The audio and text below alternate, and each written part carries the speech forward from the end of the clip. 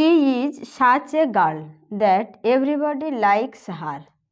এখানে দেখো such a girl, গার্লটা কি নাউন, নাউনের আগে ডিটারমিনার বসেছে। সাচ ডিটারমিনার অথবা অ্যাডজেক্টিভ হতে পারে।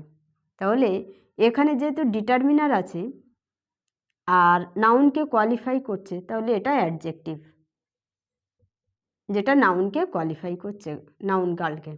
দ্যাট এভরিবডি লাইকস হার, এখানে লাইকস ভার্ব, এর সাবজেক্ট এভরিবডি প্রোনাউন।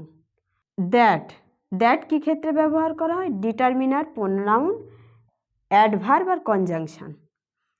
ডিটারমিনার ব্যবহার করতে গেলে এর জন্য একটা নাউনের দরকার হবে যেটাকে কোয়ালিফাই করবে, কিন্তু এখানে কোনো এক্সট্রা নাউন নেই যেটাকে দ্যাট কোয়ালিফাই করবে, তাহলে ডিটারমিনার হবে না।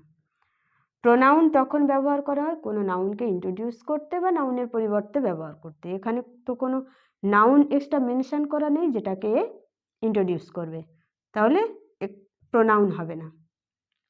অ্যাডভার্ব হলে কোনো অ্যাডজেক্টিভ অথবা ভার্বকে কোয়ালিফাই করতে হবে। এটা তো কোনো অ্যাডজেক্টিভ অথবা ভার্বকে কোয়ালিফাই করছে না, তাহলে অ্যাডভার্ব হবে না। তাহলে এখানে কি হবে? কনজাংশন, যেটা এই ক্লজকে আর এই ক্লজকে কানেক্ট করছে। বোঝা গেছে?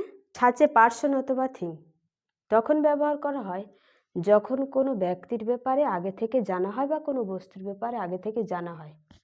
তাহলে এই রকম গার্ল, তার জন্য সবাই তাকে পছন্দ করে, তার মানে এই গার্লের কোনো কিছু ভালো গুণ আছে, তার জন্য তাকে সবাই পছন্দ করে। তার মানে এই গার্লের ব্যাপারে অলরেডি তার জানা আছে।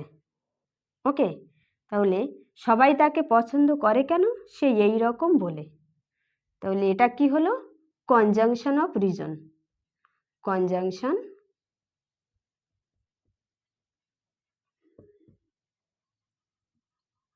তাহলে কনজাংশন অফ রিজন হলে দ্যাট ব্যবহার হবে না, অ্যাজ ব্যবহার হবে।